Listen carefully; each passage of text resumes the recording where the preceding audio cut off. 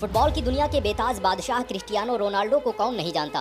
पुर्तगाल में पैदा होने वाले इस खिलाड़ी ने खेल जगत में जितनी इज्जत कमाई उतनी इज्जत आज तक कोई और नहीं कमा पाया। लेकिन इतनी शोहरत के बावजूद भी रोनाल्डो से ज्यादा जमीन से जुड़ा खिलाड़ी पैदा नहीं हुआ। जिस दौर में दुनिया मुसलमानों के खिलाफ साजिशें रचती है, उस दौर में रोनाल्डो जैसा खिलाड़ी उनके समर्थन में खड़ा होकर उनकी आवाज बन जाता है। रोनाल्डो के गोल और फुटबॉल में बनाए गए रिकॉर्ड अपनी जगह, लेकिन जो चीज उन्हें अलग बनाती है वो है उनका बेबाक अंदाज। वो गलत और सही के मामले में दुनिया की हर ताकत से टकरा जाते हैं। 2021 में एक स्पीच के दौरान जब रोनाल्डो के सामने कोका कोला की बोतल रख दी गई तो उन्होंने उसे हटाकर नीचे रख दिया, क्योंकि वो किसी भी ऐसे प्रोडक्ट का समर्थन नहीं करना चाहते थे जो लोगों को नुकसान पहुंचाती हो। और उनके ऐसा करते ही कोका कोला के स्टॉक गिरने लगे और उसे करोड़ों अरबों का नुकसान उठाना पड़ा।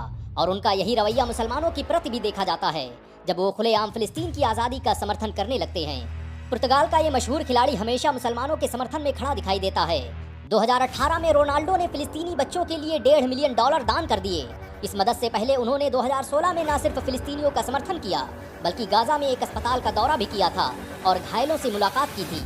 रोनाल्डो की शख्सियत आखिर क्यों दूसरे फुटबॉलर्स से अलग है और क्यों लोग उन्हें इतना पसंद करते हैं, इसके पीछे भी एक दिलचस्प कहानी है। कहते हैं कि रोनाल्डो ने बचपन में शराब और अल्कोहल की वजह से अपने पिता को खो दिया था। तब उन्होंने कसम खाई थी कि वो जिंदगी भर ऐसी चीजों का विरोध करते रहेंगे। तब से लेकर आज तक इस खिलाड़ी ने ना तो कभी खुद अल्कोहल का सेवन किया है और न ही विज्ञापन। रोनाल्डो का कहना है कि उनके चाहने वाले उनके परिवार की तरह हैं और वो कभी किसी ऐसी कंपनी का विज्ञापन नहीं करेंगे जिससे लोगों की सेहत को नुकसान पहुंचता हो। आज के वक्त में ऐसे विरले लोग ही हैं जो पैसे की फिक्र किए बगैर इस तरह के विज्ञापनों को ठुकरा देते हैं। रोनाल्डो बेबाकी से हर मुद्दे पर अपनी राय रखते दिखाई देते हैं और उनकी राय में इंसाफ का अक्स झलकता है। इजराइल फिलिस्तीन मुद्दे पर उन्हें अक्सर फिलिस्तीन का समर्थन करते हुए देखा जाता है। कभी वो फिलिस्तीन का झंडा हाथों में लहराते हैं तो कभी सोशल मीडिया पर उससे जुड़े ट्वीट्स और पोस्ट शेयर कर देते हैं। साल 2013 में जब पुर्तगाल और इजराइल के बीच एक फुटबॉल मैच खेला गया तो रोनाल्डो ने उसमें हिस्सा जरूर लिया, लेकिन इजराइल के अधिकारियों से हाथ मिलाने से इनकार कर दिया।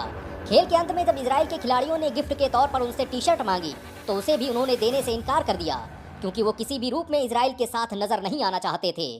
रोनाल्डो का यह इनकार एक तरह से फिलिस्तीन के मुसलमानों के समर्थन में था और उस जुल्म के खिलाफ था जिसे इजराइल दशकों से मुसलमानों पर करते आए थे। 2013 में रोनाल्डो ने यूनिसेफ के साथ मिलकर सेव द चिल्ड्रेन नाम का अभियान चलाया, जिसका मकसद गरीब देशों में शिक्षा का प्रसार करना था। और इस अभियान के तहत मुस्लिम बाहुल्य क्षेत्रों में बड़े पैमाने पर स्कूलों का निर्माण किया गया। आपको जानकर शायद हैरानी हो कि साल 2012 में रोनाल्डो ने फिलिस्तीन के जरूरतमंदों और गरीब बच्चों के लिए अपना यूरोपियन गोल्डन बूट तक नीलाम कर दिया था। रोनाल्डो ने फिलिस्तीन को $1.5 मिलियन डोनेट कर दुनिया को हैरत में डाल दिया था और इसीलिए आज दुनिया में जो इज्जत रोनाल्डो की है वो शायद कोई और फुटबॉलर नहीं कमा पाया। रोनाल्डो के बारे में सोशल मीडिया पर अक्सर कहा जाता है कि वो इस्लाम का गहराई से अध्ययन कर रहे हैं। जब से वो सऊदी अरब के अल नसर क्लब से जुड़े हैं तब से उन पर मुसलमानों का खास प्रभाव देखने को मिल रहा है। हाल ही में सऊदी में आयोजित कई समारोह में उन्हें मुसलमानों की पारंपरिक वेशभूषा में भी देखा जा चुका है। मुसलमानों का एक बड़ा वर्ग मानता है कि रोनाल्डो जल्द ही इस्लाम कबूल कर सकते हैं। हालांकि ये तो वक्त ही बताएगा, लेकिन इतना तो तय है कि रोनाल्डो का व्यक्तित्व और उनके इंसाफ पसंद नजरिए की दुनिया कायल हो चुकी है। वो एक खिलाड़ी होने के साथ साथ एक बेहतरीन इंसान भी हैं। वैसे रोनाल्डो के बारे में आपके क्या विचार हैं, नीचे कमेंट में जरूर बताएं। अगर आप रोनाल्डो को पसंद करते हैं तो इस वीडियो को लाइक और शेयर जरूर करें।